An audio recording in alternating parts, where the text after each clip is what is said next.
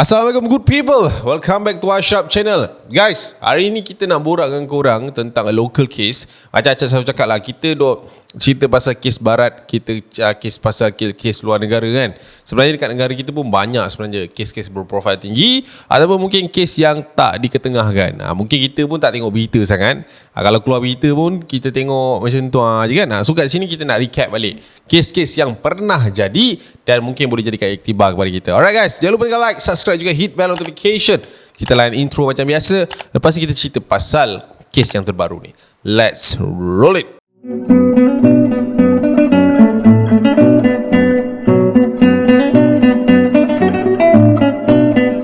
Untuk kes kali ini, kita nak kongsi dengan korang satu kes yang berlaku di Sarawak. Sebab Acad rasa Acad tak pernah share lagi kes-kes yang berlaku dekat Sarawak. Belum pernah kan, tak silap kan.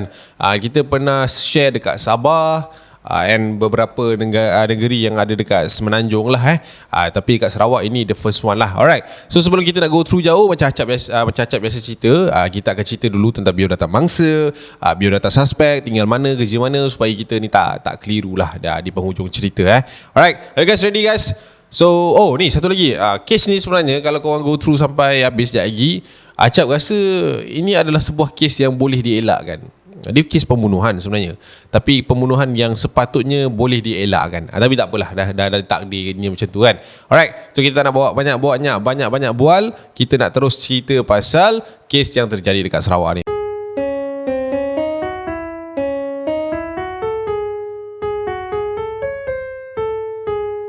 Okey, biodata dia kita start dengan nama mangsa. Nama mangsa yang terlibat adalah Jara Jimbat dan dia berusia 52 tahun ketika kes ini berlaku. Dia juga berasal dari Nangga Kelangas Sungai Merurun Jurau, Sarawak. Nama tempat lawa kan. Kalau kat Semenanjung ni tak ada nama macam ni kan. Rare Ini mesti tempat dia cantik kan. Teringin dia nak pergi Sarawak. Tapi tak apa, kita ulang, kita sambung. Alright, bangsa juga merupakan seorang tukang jahit dan sudah pun berkahwin. Pasangan dia dan juga merupakan suspek untuk kes ni yang bernama Sir Barry Seleh Kaya yang berusia 23 tahun ketika kes ini berlaku, dan dia bekerja sebagai seorang pengendali jentera berat di sebuah kem balak di Kapit. Dan mereka berdua telah pun berkahwin pada tanggal 31 Mei tahun 2012 dan mempunyai seorang anak lelaki yang berusia 3 tahun. Dan mereka ni tinggal di rumah pangsa, sebuah rumah pangsa di Sibu Jaya, Sarawak. Tapi disebabkan diorang ni berbeza aliran kerjanya kan. Sebab tadi kan seorang tu tukang jahit, seorang ni pengendali kenderaan berat. So diorang ni jarang-jarang lah pulang ke rumah mereka di rumah pangsa tu tadi bersama. So inilah spark di mana kejadian ini boleh berlaku.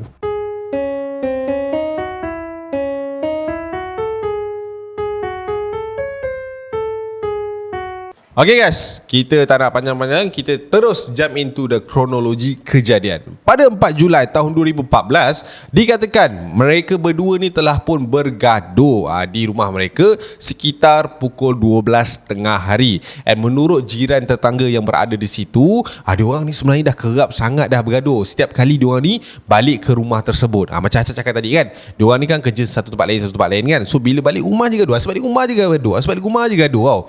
So tapi biasanya jiran-jiran ni cakap, biasanya dengar diorang ni bising bergaduh tu tak lama. Dia macam sekejap je lah, bertengkar sekejap and then settle macam tu je lah. Tapi pada tengah hari tersebut, seperti apa yang jiran dikatakan tadi, pertengkaran mereka ni tak seperti biasa. Sebab ia berlarutan dan agak, orang kata apa, tone suara tu nampak macam memang tegang gila lah. Diorang tahulah, diorang jiran kan, diorang dah selalu dah dengar diorang ni bergaduh. Agaknya mungkin dah selalu sangat bergaduh. So diorang dah boleh tahu dah, ni gaduh kejap je ni, ni gaduh lama ni, macam tu. So bila hari tu diorang dengar keadaan tu menjadi sangat-sangat tegang, keadaan tu menjadi sangat-sangat orang kata apa, lain lah daripada hari kebiasaan mereka ni bertengkar.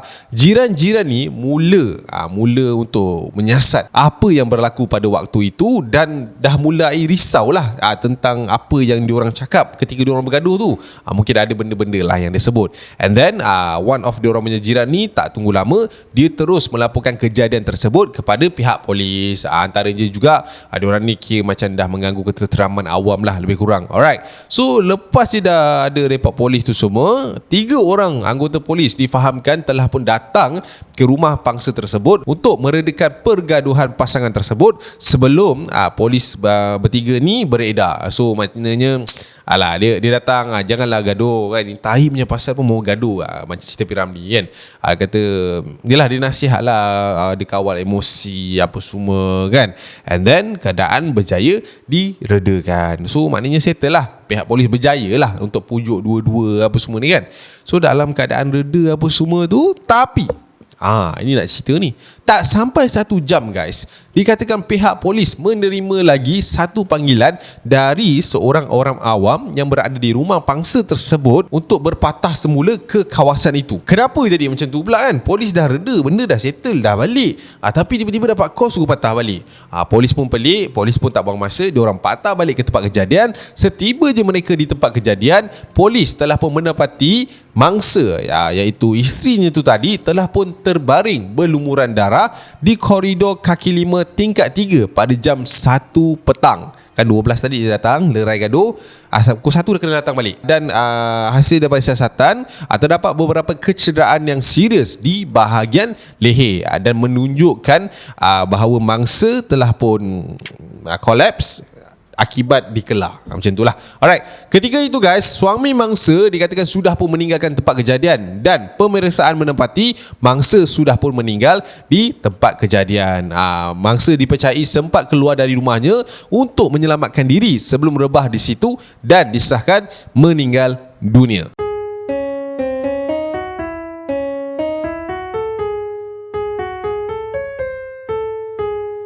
So dalam keadaan yang sangat-sangat panik, sangat-sangat orang kata apa, yalah berdarah lah kan, rumah pangsa pula tu, of course jiran berkerumun nak tengok apa yang ada dekat situ.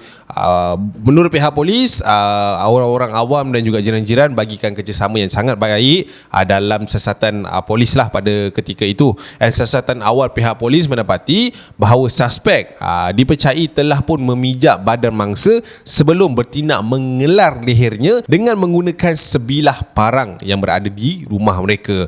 Dan kejadian ini dipercayai berlaku tidak lama selepas anggota polis yang datang tadi itu kan pergi meninggalkan tempat kejadian tersebut pada kali pertamanya lah. And mayat mangsa telah pun dibawa ke bahagian forensik Hospital Sibu pada sekitar 3.30 petang. And pada masa yang sama guys, anggota polis juga mendapat maklumat bahawa suspek telah pun menyerah diri di Balai Polis Sibu Jaya dengan menaiki taksi. Tak tahulah apa yang dia fikir kan, tapi polis cakap memang dia ni dah serah diri dan dia ni ditahan reman bagi membantu siasatan. And then lepas dah buat siasatan apa semua, hasil daripada siasatan polis, suspek membuat kenyataan bahawa dirinya dah kurang siuman, dah gila, dan dia sengaja menggunakan parang tersebut untuk membunuh isterinya sebelum parang tersebut telah pun dibuang dalam perjalanan dia ke balai polis.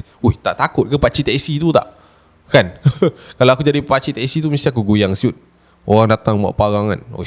Menurut suspek, dalam kejadian tersebut dikatakan mereka ni bertengkar dan dia ni cuba untuk merampas telefon bimbit isterinya untuk memeriksa isi kandungan di dalamnya. Tapi lepas diorang bergebut telefon tu apa semua, isteri dia ni tak nak bahagi telefon dia. Itu yang menyebabkan diorang ni bertengkar dan keadaan menjadi lebih tegang. And suspek juga bagi tahu bahawa dia memang tak ada niat pun nak bunuh isterinya, tetapi dia waktu tu telah didorong oleh satu perasaan yang sangat-sangat cemburu. Cemburu buta lah, benda-benda macam ni kan. Kerana kebelakangan ini isterinya jarang pulang ke rumah pangsa mereka. Dikatakan juga dia ni balik ke rumah tu dalam keadaan yang penat, emosi, dan dia tengok rumah tak berkemas. And then dia pelik lah, patutnya bini dia dah balik dulu sebelum dia. Tapi yalah, macam tu lah benda dah jadi kan.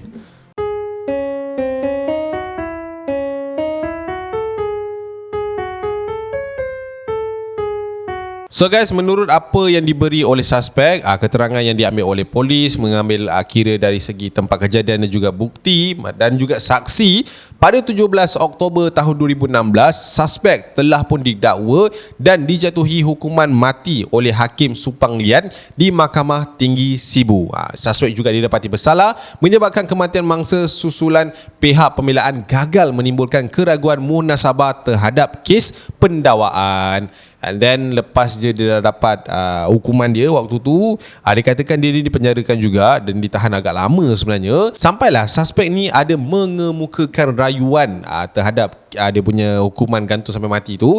Tetapi guys, pada tahun 2019 tanggal 30 April, sekali lagi hakim tetap menetapkan dia masih lagi diteruskan dihukum gantung sampai mati mengikut Seksyen 302 Kanun Keseksaan. Cemburu punya pasal. Itulah dia. Kita tak tahu, mungkin tak diceritakan adakah betul isteri dia ni ada affair ke, apa yang dijumpa dalam telefon tu yang menyebabkan dia bunuh isteri dia ke. Kita tak tahu benda tu sebab tak ditulis dan juga tak ada maklumat terperinci tentang hal itu. Sebab kebanyakan apa yang berlaku pada hari tersebut adalah datangnya statement daripada jiran-jiran dan juga orang awam yang ada di sekitar rumah pangsa tu. And of course, kejadian 1 jam selepas polis datang tu juga mengejutkan sebenarnya, sebab difahamkan jiran yang buat report tu pun terperanjat. Maknanya dia ada call, member datang, dah tak gaduh, dah tenang, dia pun pergi tengok luar, member keluar berdarah, jam lah. Macam tu lah lebih kurang kan.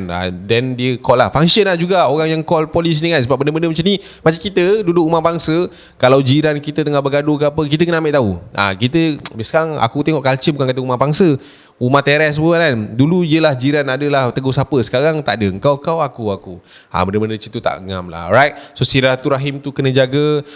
And bab cemburu buta ni kita susah nak cakap kan.